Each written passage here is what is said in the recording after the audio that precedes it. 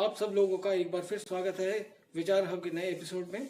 आज मैं बात करूंगा देश को तोड़ने की सोच रखने वाले कुछ लोगों की, एक ऐसी मानसिकता की जो देश के टुकड़े या देश का विनाश करने में अपने आप को बहुत बड़ा बुद्धिजीवी, इंटेलेक्चुअल या कई तरह की उपाधि देना पसंद करता है। चलिए आज बात करते हैं इसी मुद्दे पर। जैसा कि आप जानते हैं कि पिछले दिनों अर्नब गोस्वामी को जेल से बाहर आ गए हैं, उनको बेल मिल गई है। तो उनकी बेल, अर्नब गोस्वामी की बेल के बाद कुछ लोग आवाज उठाने लगे कि वरवरा राव को भी जेल से बाहर आना चाहिए। हाँ या ना? अब आपकी जानकारी के लिए बता दूं, वरवरा राव साउथ इंडिया से बिलोंग करते हैं और वैसे तो वो कवि हैं, लेकिन अपनी विघटित मानसिकता के लिए जाने जाते हैं। मैं ऐसा क्यों कह रहा हूं? उनका एक इंटरव्यू है जो कि तमिल भाषा में है, तमिल लैंग्वेज में है। मैं आपको उसको हिंदी में छोटा सा करके बताता हूं। जब उनसे नक्सलियों के मारे जाने पर यह पूछा गया कि आप इस पर अपनी क्या प्रतिक्रिया देंगे, तो उन्होंने ये कहा था कि नक्सलियों को मारना बहुत गलत है, ये संविधान के खिलाफ है। और जब उसी इंटरव्यू करने वाले ने, पत्रकार ने उनसे ये पूछा, सीआरपीएफ के जवान जब नक्सलियों द्वारा मारे गए उसके ऊपर आप क्या कहेंगे, तो उन्होंने कहा बिल्कुल ठीक किया उन्होंने। इस बात को नोट करिए आप, वरवरा राव द्वारा ये कहा जाना कि नक्सलियों के द्वारा की गई सीआरपीएफ जवानों की हत्या जायज थी, इसको आप क्या संज्ञा देना चाहेंगे? इस सोच को, इस मानसिकता को आप क्या कहना चाहेंगे? इस तरह के लोगों के साथ आप क्या करना चाहेंगे?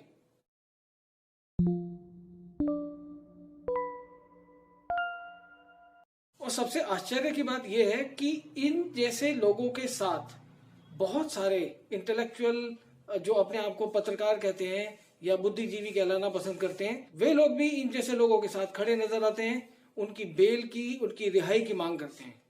इनमें ऐसी रविशिया मानसिकता, ऐसी सागरिका घोष वाली मानसिकता, या ऐसे जितने लोग भी जो भी इन लोगों के साथ, इन लोगों की मानसिकता के साथ हैं, मैं उनसे ये प्रश्न करना चाहूंगा, क्या कभी नक्सलियों द्वारा, किसी भी आतंकवादियों द्वारा मारे गए किसी भी पुलिस के जवान, सेना के जवान, उनके परिवारों के बारे में क्या कभी आपने कोई प्रश्न खड़ा करा है कि उनकी हालत कैसी है, उनका जीवन यापन कैसे चलता है?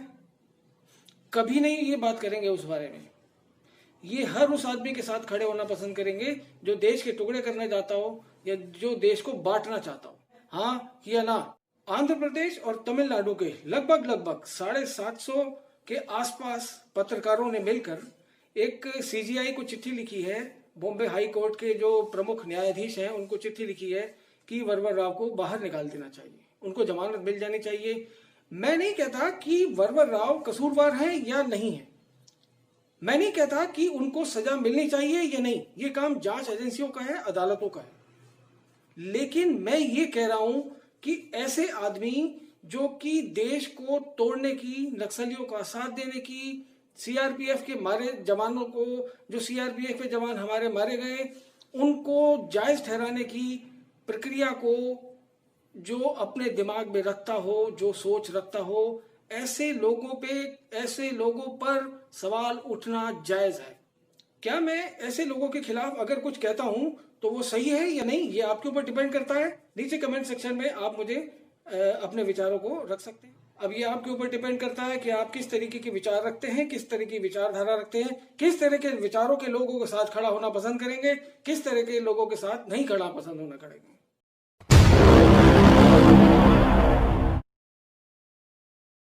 वरवरा राव जैसी मानसिकता रखने वाले लोग नक्सलियों के ह्यूमन राइट, नक्सलियों के मानव अधिकारों की बात करने वाले लोगों से मेरा एक सवाल, क्या किसी पुलिस के जवान, क्या सीआरपीएफ के जवान या किसी सेना के जवान का कोई मानव अधिकार नहीं होता?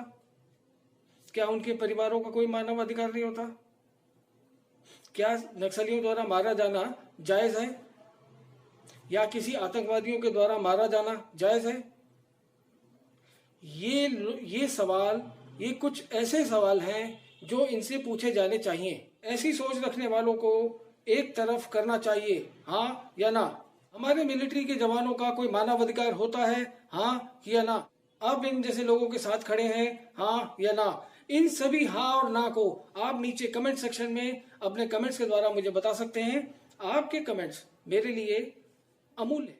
कोई भी व्यक्ति दोषी है या नहीं, ये काम जांच एजेंसियों का है, देश की अदालतों का है।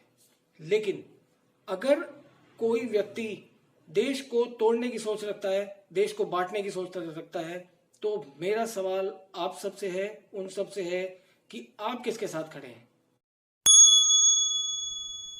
आज का अंतिम विचार इन जैसी मानसिकता रखने वाले लोगों के लिए है। अगर आपके पास लाख डिग्रियां हैं, बहुत ऊंचा पद है, बहुत अच्छी पदवी है, बहुत अच्छी पोस्ट है, बहुत अच्छा पैसा है, बहुत धन धान्य से भरे हुए हैं, लेकिन अगर आपको अपने देश के ऊपर हो रहे अत्याचार या हमलों को अगर आप नजरअंदाज करते हैं या आपको वो नहीं दिखाई देते, तो बेकार है ऐसी डिग्रियां, बेकार है ऐसा पद और बेकार है ऐसा सोच, ऐसी मानसिकता।